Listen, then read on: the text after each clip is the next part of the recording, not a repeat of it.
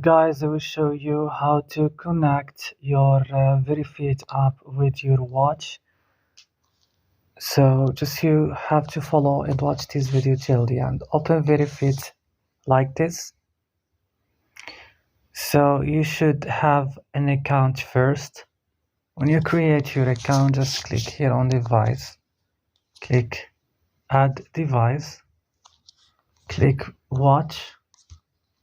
When you click on it, you have to turn on your GPS first and click yeah, and then it will show you your watch here and click connect, and that's all. As you see, it's very useful.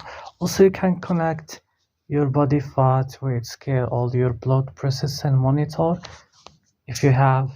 Yeah, that's all. Don't forget to like and also subscribe in our channel. If you have any question, just type it down in comments, and bye.